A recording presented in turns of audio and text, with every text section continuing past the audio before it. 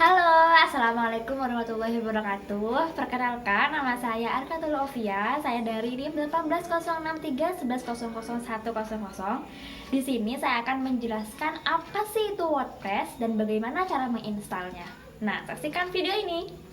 Nah, biasanya kan ketika kita akan membuat sebuah website, kita tuh harus dituntut untuk paham coding, karena biasanya website itu menggunakan HTML untuk pembuatannya.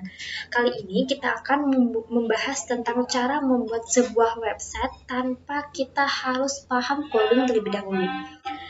Dengan cara apa? Yaitu dengan cara menggunakan CMS atau Content Management System, di mana CMS ini dapat berfungsi untuk memudahkan kita sebagai seorang awam yang tidak paham coding itu dapat menggunakan atau membuat sebuah website. Nah, WordPress ini merupakan salah satu dari CMS. Sebelum kita dapat mengaplikasikan WordPress, kita tuh harus tahu apa sih itu WordPress, kemudian manfaatnya tuh seperti apa. Jadi kita akan bahas mengenai WordPress terlebih dahulu. Yang pertama, kita akan belajar tentang pengertian dan sejarah WordPress. WordPress itu adalah platform pembuatan website yang diciptakan oleh Matt Mullenweg dan Mike Little pada tahun 2003 yang memiliki sifat open source. Apa sih open source itu? Open source itu artinya WordPress itu dapat digunakan secara gratis dan bebas oleh setiap pengguna. Kemudian WordPress itu juga menyediakan plugin, di mana plugin ini berfungsi untuk memudahkan kita sebagai pengguna website, pengguna WordPress yang dapat menambahkan fitur hanya dengan satu kali klik saja. Kemudian untuk sejarahnya, WordPress itu berawal dari ditutupnya software blogging bernama B2 atau Cavblog, di mana Matt dan Mike sebagai pengguna dari B2 atau Cavblog yang menginisiasi pembuatan software serupa.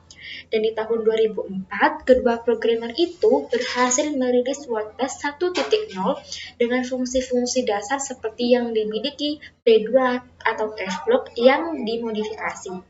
Nah, sejak saat itulah perjalanan WordPress dimulai hingga saat ini menjadi CMS atau Content Management System yang paling populer di seluruh dunia. Dengan cara penggunaannya yang mudah, fitur yang lengkap, dan tentunya gratis menjadikan WordPress sebagai pembuatan website favorit di seluruh dunia.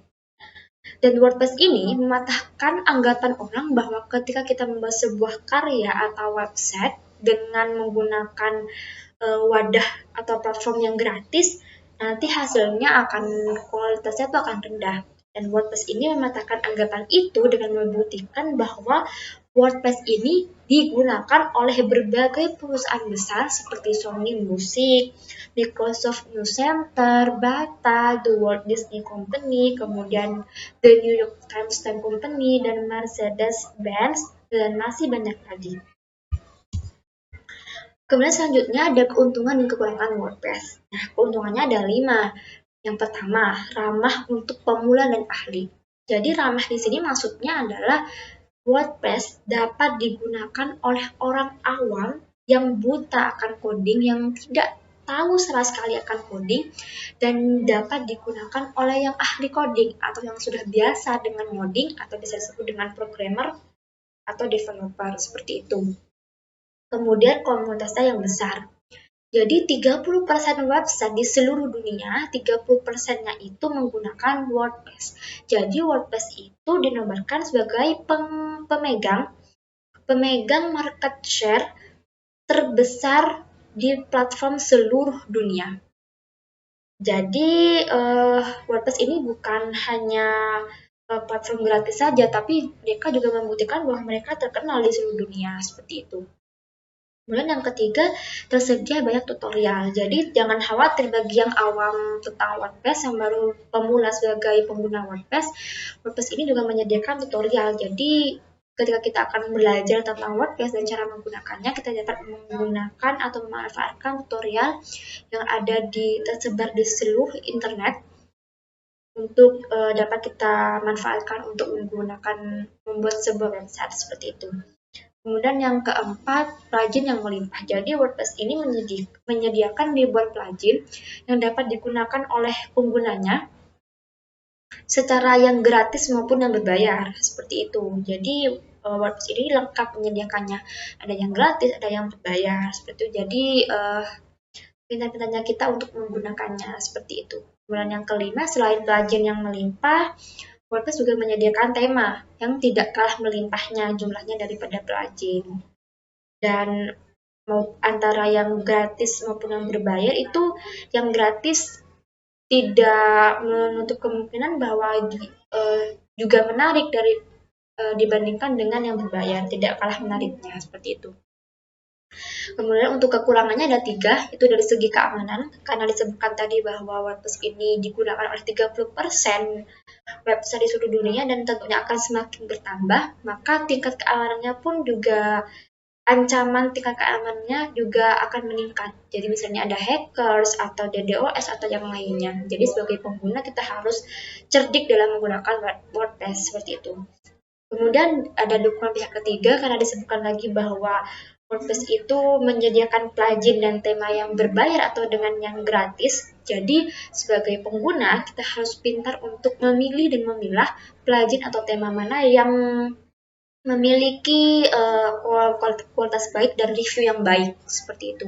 Kemudian dari segi kecepatan, sebagai pengguna kita harus pintar dalam memilih plugin mana yang akan kita gunakan untuk WordPress kita. Karena plugin ini tentunya akan dapat mempengaruhi performa dari WordPress kita. Ketika kita salah memilih plugin dan tidak perlu untuk digunakan, maka itu akan mempengaruhi performa dari WordPress kita. Kemudian ada jenis-jenis WordPress itu ada 2, ada wordpress.com atau yang biasa disebut dengan WordPress gratis, atau wordpress.org atau berbayar. Jadi WordPress itu memang gratis, hanya saja yang berbayar itu yang memerlukan biaya itu di domainnya, seperti itu. Jadi ketika WordPress gratis itu dapat digunakan hanya saja memiliki keterbatasan, yang diantaranya itu kapasitasnya disk space-nya terbatas, pilihan temanya terbatas, kemudian tidak bisa install plugin, dan tidak bisa membuat toko online, dan tidak bisa memasang iklan. Sedangkan kalau kita pakai WordPress yang ORG atau berbayar, kita dapat menggunakan plugin, pilihan temanya berlimpah, dapat membuat toko online, dan bisa menghasilkan uang melalui iklan AdSense. Jadi sebagai pengguna disarankan untuk memakai yang gratis terlebih dahulu karena tidak perlu banyak mengeluarkan biaya untuk penggunaan. Jadi ketika kita sudah mahir menggunakan WordPress, maka disarankan menggunakan yang berbayar agar dapat menambah kekreativitasan kita dalam membuat sebuah website, seperti itu. Kemudian ada yang terakhir, ada manfaat WordPress. Ada 3. Yang pertama, kita dapat membuat blog dan website pribadi. Jadi kita dapat membuatnya dengan cara memilih kita mau pakai yang .com atau yang gratis atau yang memakai yang WRG atau yang berbayar, seperti itu. Kemudian dapat membuat website perusahaan, dan yang ketiga dapat membuat website toko online. Untuk toko online ini dapat kita gunakan hanya dengan WordPress yang WRG saja ya, karena sudah disebutkan tadi bahwa untuk pembuatan website toko online itu harus berbayar. Tidak bisa untuk jalan wordpress.com, seperti itu.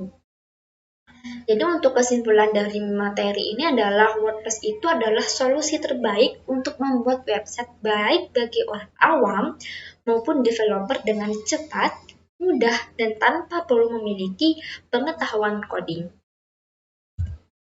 Terima kasih. Selanjutnya yaitu ketika kita akan menggunakan WordPress, kita tuh kan harus menginstal terlebih dahulu. Nah, di sini saya sudah menginstal aplikasi WordPress. Untuk caranya sendiri, yang pertama kan kita mendownload filenya terlebih dahulu. Ini adalah filenya, kemudian kita ekstrak. Ini adalah hasil ekstraknya. Kemudian satu folder WordPress ini yang isinya adalah seperti ini. Kita akan masukkan ke dalam file exam. Dan jangan lupa kita harus sudah menyalakan exam terlebih dahulu. Dan kita start bagian Apache dan MySQL. Nah, jika sudah, kita copy WordPress ini ke file exam kita. Nah, kita copy pada folder htdocs. Nah, di sini ada WordPress, sudah saya copy. Kemudian selanjutnya kita buka ini, kemudian kita masuk pada localhost PHP MyAdmin. Nah, di sini kita membuat sebuah database baru. Di sini saya sudah membuatnya dengan nama website ICA. Nah, ketika sudah membuat database baru, kita masuk pada localhost garing WordPress atau nama folder yang sudah kita masukkan di htdocs. Jika sudah, kita akan mengikuti langkah-langkah instalasi WordPress. Baik itu pengisian email, nama pengguna, dan yang lainnya. Jika sudah, kita akan langsung masuk pada localhost WordPress dashboard-nya. Ini adalah ketika kita akan membuat sebuah website, nanti akan buatnya di sini. Seperti itu. Jadi itu adalah langkah-langkah penginstalan WordPress. Nah, itu tadi videonya tentang apa itu WordPress dan cara menginstalnya. Semoga bermanfaat bagi kalian yang menonton. Kurang lebihnya mohon maaf. Wassalamualaikum warahmatullahi wabarakatuh.